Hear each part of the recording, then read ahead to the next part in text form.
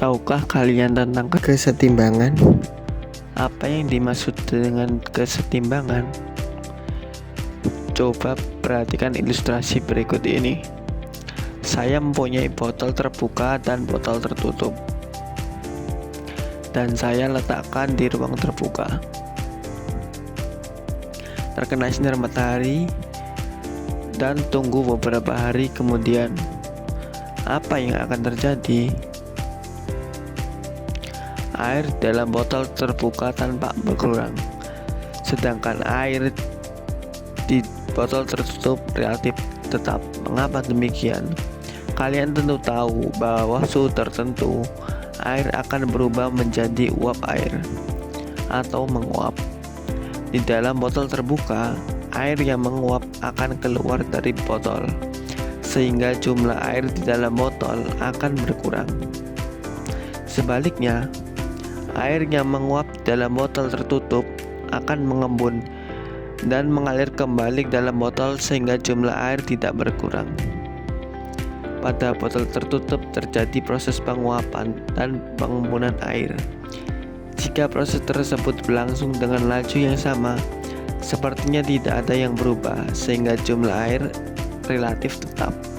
Itulah yang disebut dengan kesetimbangan kimia.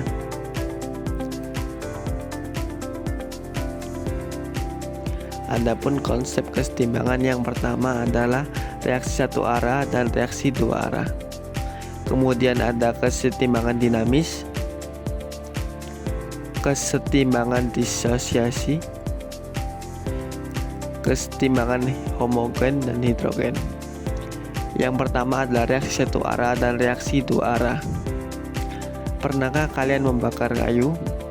Apa yang dihasilkan ketika kayu habis terbakar? Pastilah yang tersisa hanyalah abu. Dapatkah abu sisa pembakaran bisa diubah menjadi kayu lagi? Hal itu tentu saja tidak dapat dilakukan. Oleh karena itu, reaksi pembakaran kayu dikatakan sebagai reaksi satu arah. Kemudian misalkan saya mempunyai kalsium karbonat, dihasilkan dari kalsium oksida dan kalsium karbondioksida. Jika kalsium oksida dan karbondioksida ditambahkan, maka akan terbentuk kalsium karbonat. Jadi reaksi tersebut adalah reaksi dua arah. Reaksi satu arah disebut irreversible. Reaksi dua arah disebut reaksi reversible. Kemudian kesetimbangan dinamis. Kesetimbangan dinamis hanya dapat terjadi pada reaksi bolak-balik pada suatu sistem tertentu. Suatu reaksi pembentukan asam ionida dan hidrogen dan gas ionida dalam wadah yang tertutup yang berlangsung terus-menerus. Pada awalnya laju pembentukan HI lebih besar daripada peruraian HI dan reaksi tersebut berjalan ke arah kanan. Kedua reaksi berlawanan itu berlangsung terus-menerus sampai laju pembentukan HI sama besar dengan laju beruraian HI. Reaksi bolak-balik tersebut dikatakan telah mencapai setimbangan dinamis. Pada keadaan setimbang dihasilkan suatu reaksi dan produk, dan tidak jadi perubahan yang tidak dapat diamati. Baik konsentrasi reaktan maupun produk tetap sama dalam waktu-waktu tertentu. Jadi ketika reaksi antara H2 dengan I2 mencapai kesetimbangan, jumlah H2, I2, dan HI tetap sama dengan berjalannya waktu reaksi. Itulah yang dinamakan dengan kesetimbangan dinamis. Kesetimbangan disosiasi. Disosiasi adalah peruraian suatu zat menjadi zat lain yang lebih sederhana. Disosiasi berlangsung dalam ruangan tertutup akan berakhir dengan suatu kesetimbangan yang disebut kesetimbangan disosiasi. Gas amonia terurai menjadi gas nitrogen dan gas hidrogen. Besarnya fraksi zat yang terdisosiasi dinyatakan dengan derajat disosiasi dan dilambangkan dengan alfa, yaitu perbandingan antara jumlah zat yang terasosiasi dan jumlah zat mula-mula. Misalnya mula-mula memiliki mol sebesar X mol dan derajat disosiasi sebesar Y. Maka mula-mula untuk mol NH3 adalah X mol dan N2 adalah 0 mol dan H2 adalah 0 mol. Dan dalam keadaan terurai karena derajat disosiasi rumusnya mol zat terdisosiasi dibagi mol zat mula-mula. Maka untuk mencari mol terdisosiasi atau terurai adalah alfa dikalikan mol zat mula-mula. Jadi untuk mencari mol yang terurai NH3 sebesar Y dikalikan X mol. Dan untuk mol terurai N2 adalah perbandingan koefisien E2 dan NH3, jadi 1 dibanding 2 dikalikan Y X mol. Kemudian untuk mencari X mol terurai H2 adalah sebesar perbandingan antara H2 dan H3 adalah 3/2 dikali Y X mol. Reaktan di sebelah kiri memiliki tanda minus dan produk di sebelah kanan memiliki tanda positif. Kemudian dalam keadaan setimbang, maka mol NH3 adalah X min Y dikali X mol. Dan untuk mol N2 dalam keadaan setimbang adalah 1/2 YX mol. Dan untuk mol gas H2 adalah 3/2 YX mol. Kemudian kesetimbangan homogen adalah keadaan kesetimbangan di mana reaktan dalam produk dalam fase yang sama. Misalnya kesetimbangan pada reaksi pembentukan gas HI yang dibentuk oleh H2 dan gas I2. Dalam persamaan reaksi tersebut semua unsur berada di dalam fase yang sama, yaitu berupa gas.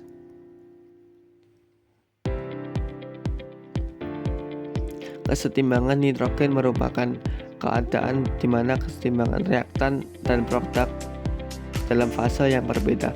Sebagai contoh, kesetimbangan terjadi di mana ketika kalsium karbonat CaCO3 dipanaskan membentuk kalsium oksida dan karbon dioksida. Kalsium karbonat dan kalsium dioksida berwujud pada sedangkan kondensat berwujud gas. Karena dalam persamaan reaksi tersebut terdapat fase yang berbeda, maka dinamakan dengan kesetimbangan heterogen. Dan habis ini kita akan masuk ke tahap presentasi materi kesetimbangan kimia.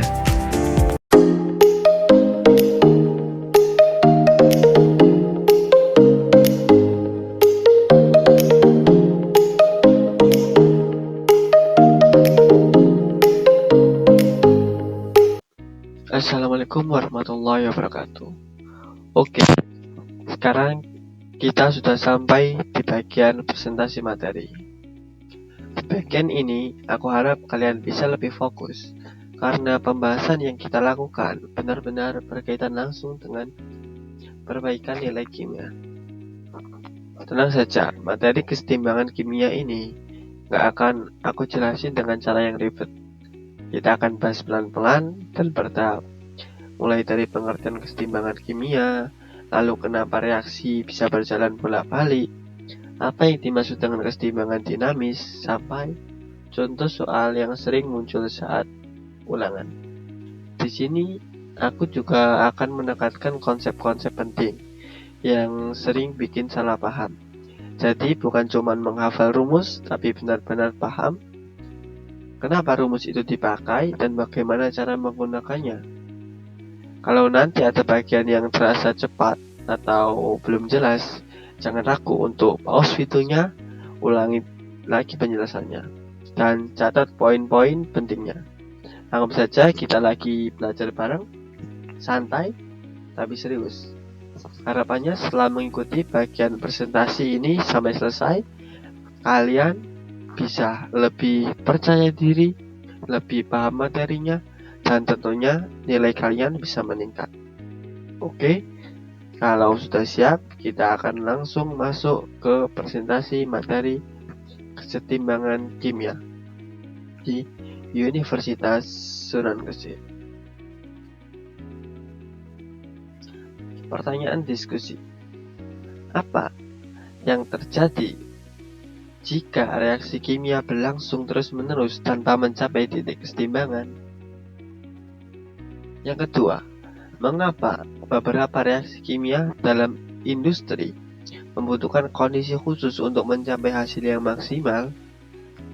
Dari kedua pertanyaan tersebut, kalian akan tahu jawabannya setelah saya jelaskan berikut ini. Tujuan pembelajaran. Audiens dapat memahami konsep kesetimbangan kimia. Yang kedua, audiens dapat menganalisis faktor-faktor yang mempengaruhi pergeseran kesetimbangan. Dan yang ketiga, audiens dapat memahami penerapan kesetimbangan kimia dalam dunia industri. Kita lanjut ke konsep kesetimbangan kimia. Mari kita bahas setiap bagian dari konsep kesetimbangan kimia secara mendalam agar pemahaman kita menjadi lebih jelas dan komprehensif. Kesetimbangan kimia itu terjadi karena hanya pada sistem tertutup, yaitu sistem di mana tidak ada zat masuk atau keluar dari dalamnya, meskipun energi masih bisa ditukar dengan lingkungan.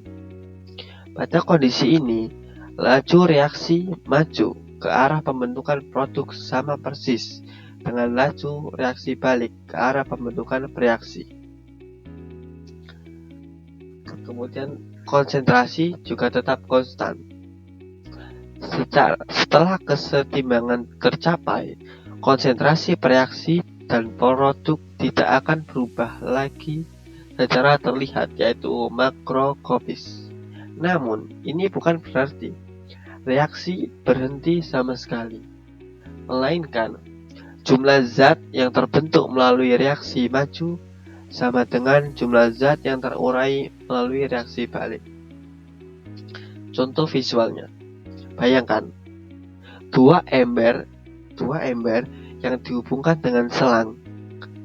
Jika air dituangkan ke ember pertama dan mengalir ke ember kedua dengan laju yang sama dengan aliran air dari ember yang kedua kembali ke ember yang pertama, maka tinggi air di kedua ember akan tetap sama meskipun air terus mengalir. Itulah gambaran kondisi dinamis pada kesetimbangan. Kemudian, keadaan dinamis bukan statis. Kata dinamis di sini menunjukkan bahwa aktivitas partikel, yaitu atom, molekul, atau ion, masih terus berlangsung di tingkat mikroskopis. Untuk pentingnya memahami konsep ini adalah apa? Konsep dasar ini menjadi landasan untuk memahami bagaimana faktor seperti suhu, tekanan, dan konsentrasi dapat mengubah posisi kesetimbangan, seperti yang akan kita bahas pada bagian selanjutnya.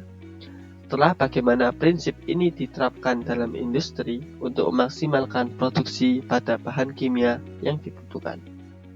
Lanjut. Sifat-sifat kesetimbangan kimia. Yang pertama, terjadi dalam sistem tertutup. Tidak ada zat yang keluar atau masuk. Sistem tertutup adalah kondisi di mana batasan sistem hanya memungkinkan pertukaran energi dengan lingkungan seperti panas atau kerja, di mana tetapi tidak mengizinkan zat bahan kimia masuk ataupun keluar. Mengapa yang pertama itu penting? Jika sistem terbuka, misalnya ada zat yang keluar, konsentrasi, reaksi, atau produk akan terus berubah, sehingga tidak mungkin tercapai keseimbangan. Contohnya, jika kita mencampur air dan garam dalam wadah yang terbuka, air akan menguap perlahan, seperti video ilustrasi yang sebelumnya. Ia akan menguap perlahan sehingga konsentrasi garam terus meningkat dan tidak akan ada keseimbangan antara garam terlarut dan tidak terlarut dalam jangka panjang. Namun, jika wadahnya ditutup rapat atau sistem tertutup, akhirnya akan tercapai keseimbangan di mana laju pembubaran garam sama dengan laju pengendapan garam. Kemudian sifat-sifat yang kedua yaitu laju reaksi maju sama dengan laju reaksi balik, menciptakan keadaan seimbang yang stabil. Laju reaksi adalah kecepatan terbentuknya produk atau kecepatan hilangnya bereaksi dalam satuan waktu pada keseimbangan. Laju reaksi maju yaitu kecepatan pembentukan produk dan bereaksi. Kemudian laju reaksi balik yaitu kecepatan pembentukan reaksi dari produk.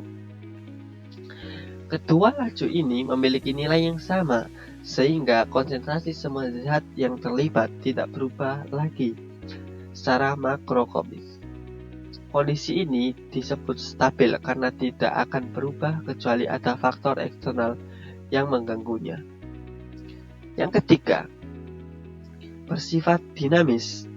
Meskipun perubahan tidak terlihat secara makroskopis. Maksudnya apa? Kata dinamis berarti partikel, aktivitas partikel yang masih terus berlangsung di tingkat mikroskopis, yaitu atom, molekul, atau ion.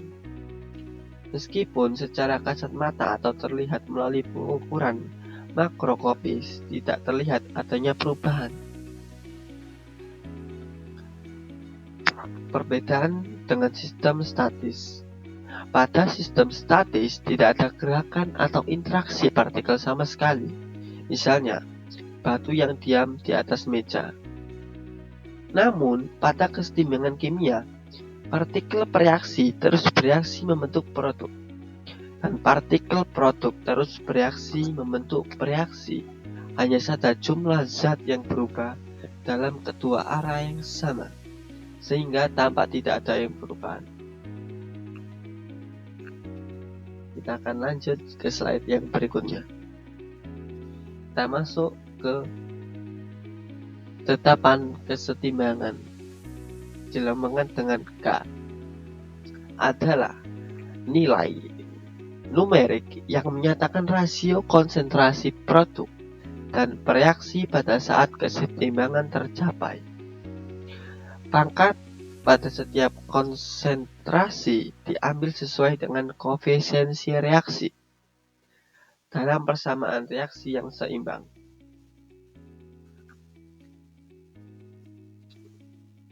Rumusnya yaitu konsentrasi produk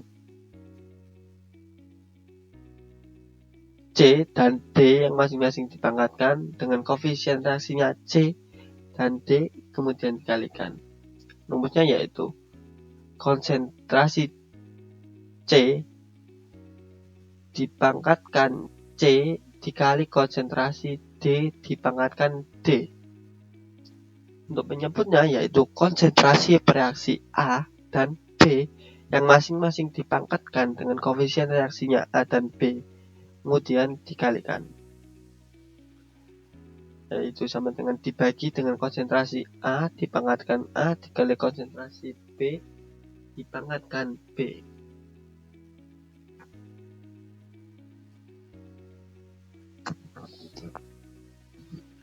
Secara keseluruhan K, C sama dengan hasil kali konsentrasi C pangkat C dan konsentrasi D pangkat D dibagi hasil kali konsentrasi A pangkat A dan konsentrasi B pangkat B.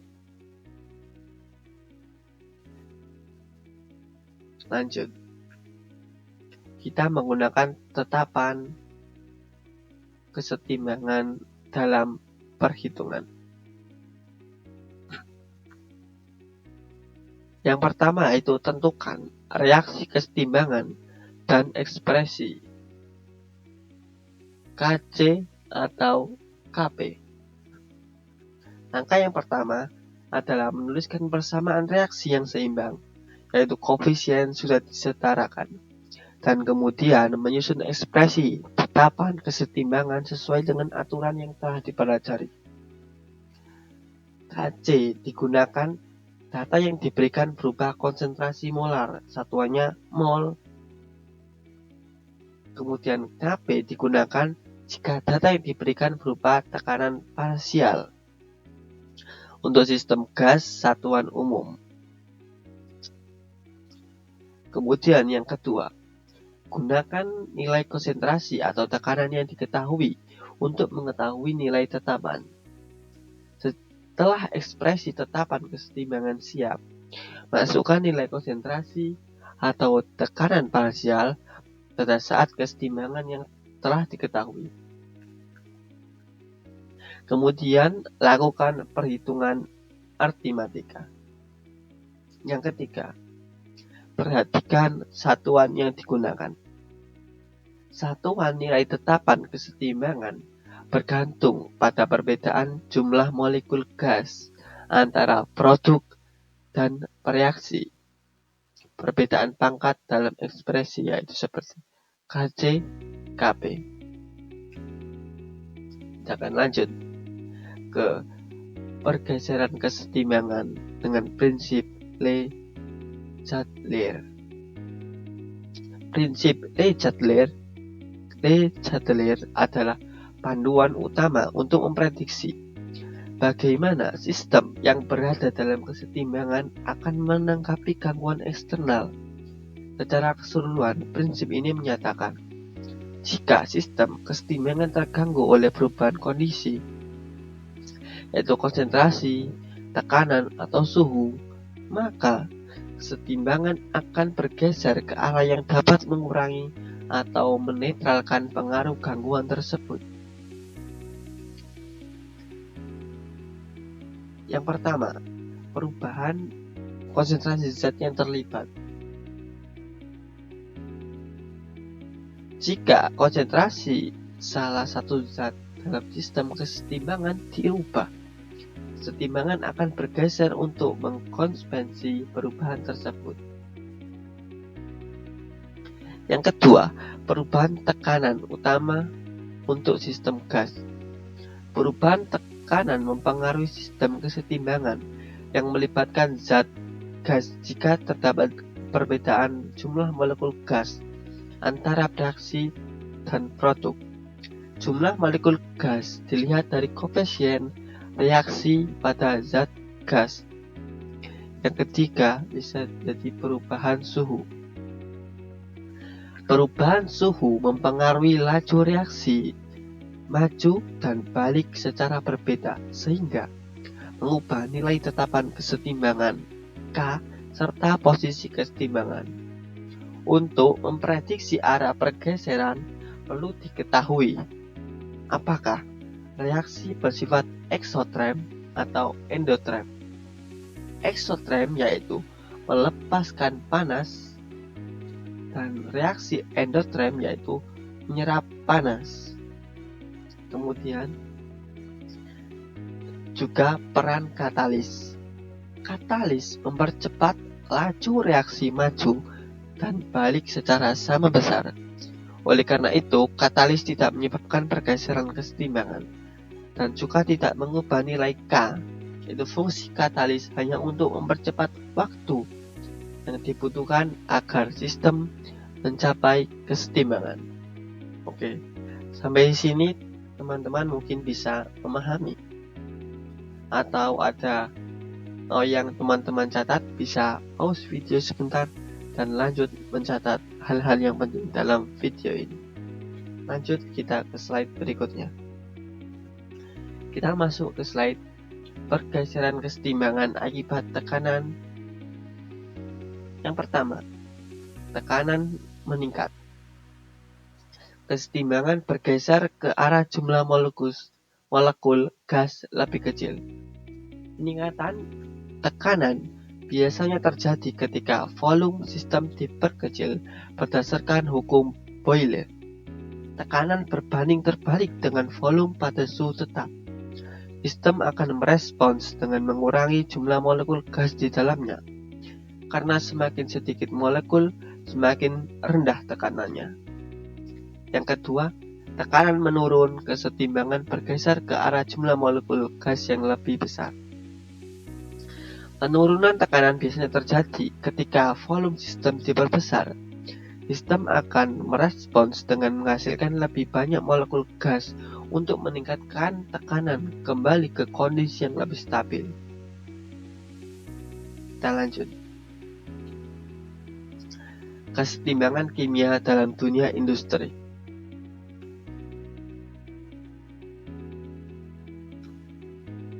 Proses Haber adalah salah satu aplikasi paling penting dari prinsip kesetimbangan kimia di industri, pada yang digunakan untuk memproduksi amonia, yaitu NH3, atau bahan baku utama untuk pupuk, obat-obatan, dan berbagai produk kimia lainnya. Kemudian untuk penjelasan proses Haber. Proses ini menghasilkan amonia dari gas nitrogen, yaitu N2 diambil dari udara, dan gas hidrogen H2 diambil dari proses reformasi gas alam.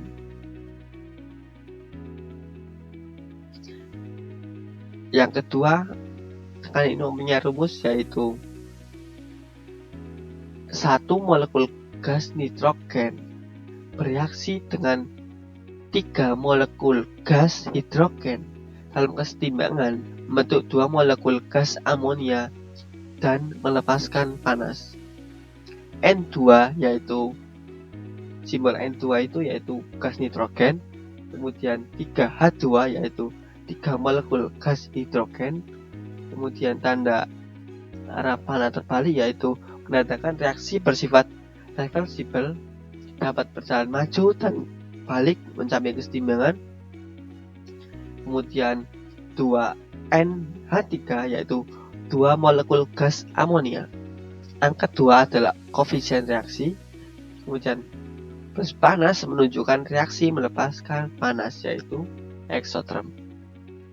Kemudian kita masuk kesetimbangan kimia dalam dunia industri.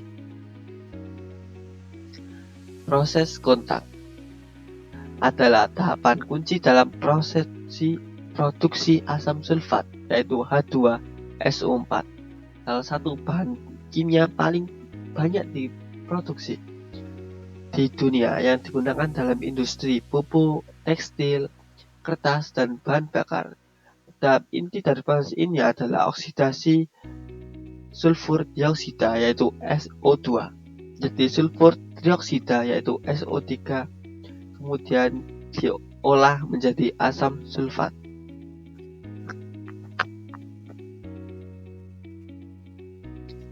Kemudian ini mempunyai persamaan reaksi, yaitu rumusnya 2 molekul gas sulfur dioksida bereaksi dengan 1 molekul gas oksigen dalam kesetimbangan membentuk 2 molekul gas sulfur dioksida dan melepaskan panas.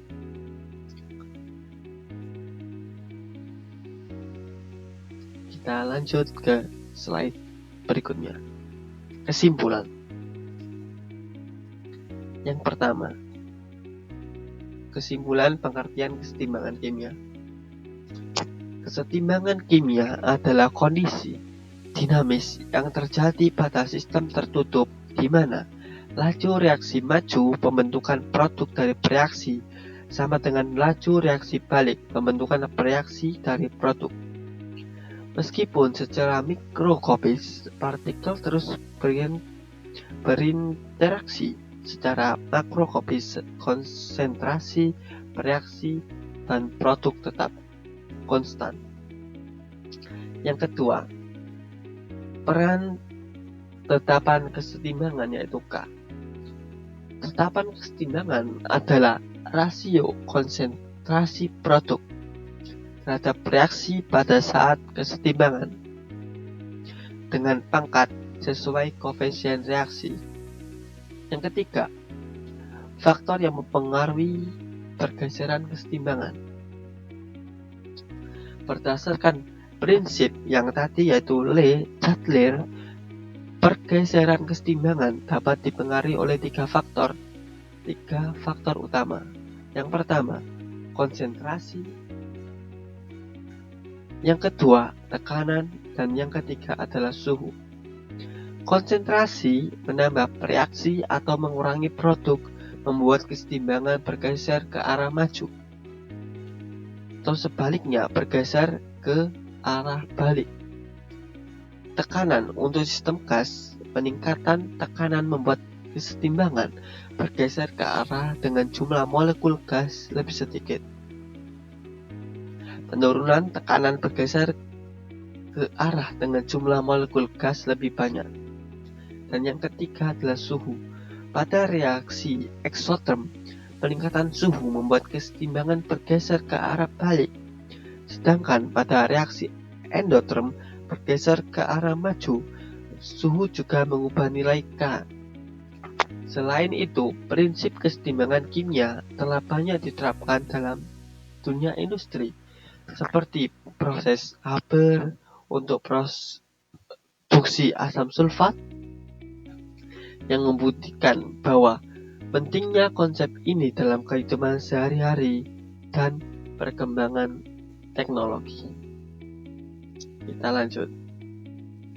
Mari berlatih. Saya membuat pertanyaan yang pertama. Ketika teman-teman sudah melihat video saya dari awal hingga akhir, mungkin teman-teman bisa menjawab dari saya buat 5 pertanyaan berikut. Coba teman-teman jawab dalam waktu 10 detik. Apakah jawaban teman-teman itu benar atau salah? Pertanyaan yang pertama. Dalam sistem kesetimbangan kimia, apa yang akan terjadi jika konsentrasi salah satu reaksi ditingkatkan? A. Laju reaksi menurun, atau B. Kesetimbangan bergeser, C. Ada perubahan, atau D. Semua reaksi berhenti. Saya beri waktu teman-teman 10 detik. 1, 2, 3, 4, 5, 6, 7, 8, 9, 10. Sudah? Jawabannya adalah B. Kesetimbangan bergeser. Kalau teman-teman menjawab B, berarti teman-teman benar dan memperhatikan materi saya dari awal hingga akhir. Kemudian pertanyaan nomor 2. Dalam persamaan kesetimbangan kimia, apa yang mempengaruhi nilai tetapan kesetimbangan K? A. Konsentrasi awal zat, B. Suhu sistem, atau C. Tekanan sistem, D. Volume reaksi. Saya beri waktu 10 detik.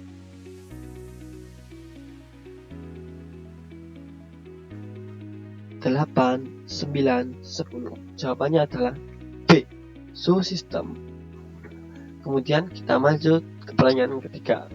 Bagaimana cara mengetahui bahwa suatu reaksi telah mencapai kondisi kesetimbangan? A. Reaksi habis, B. Produksi meningkat, C. Tidak berubah lagi, D. Reaksi berhenti. Jawabannya adalah C. Tidak berubah lagi. Pertanyaan nomor 4. Dalam kesetimbangan kimia, apa yang terjadi jika suhu pada reaksi eksoterm dinaikkan?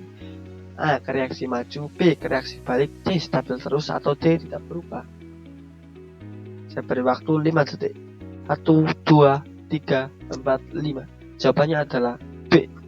Dalam keseimbangan kimia yang terjadi adalah reaksi balik. Kemudian pertanyaan terakhir nomor 5, apa tujuan pengendalian kondisi keseimbangan dalam proses industri? A. Kurangi biaya, B. Percepat reaksi, C. Hentikan reaksi, atau D. Jaga konsistensi. Saya beri waktu 5 detik teman-teman untuk menjawab. Jawabannya adalah A. Kurangi biaya. Coba teman-teman dari 5 pertanyaan tadi, teman-teman betul berapa dan salah berapa? Bisa di komen di kolom komentar. Kemudian terima kasih. Baik, itu tadi pembahasan kita tentang keseimbangan kimia. Semoga penjelasan di video ini dapat membantu kalian lebih paham konsep dasarnya, tidak bingung lagi dengan reaksi bolak-balik, dan tentunya siap untuk perbaikan nilai kalian. Ingat, kunci dari rumus ini bukan sekedar menghafal rumus, tapi memahami konsep keseimbangannya dan bagaimana cara menerapkan di soal. Kalau masih ada bagian yang belum jelas, silakan ulangi kembali videonya dan pelajari pelan-pelan. Jangan lupa untuk latihan soal, karena semakin sering latihan, pemahaman kalian akan semakin kuat dan nilai pun bisa meningkat. Terima kasih sudah menonton sampai akhir. Kalau video ini bermanfaat, jangan lupa untuk like, komen, dan subscribe supaya kalian tidak ketinggalan video pembelajaran selanjutnya. Tetap semangat belajar, semangat untuk perbaikan nilai, dan sampai jumpa di video selanjutnya. Assalamualaikum warahmatullahi wabarakatuh.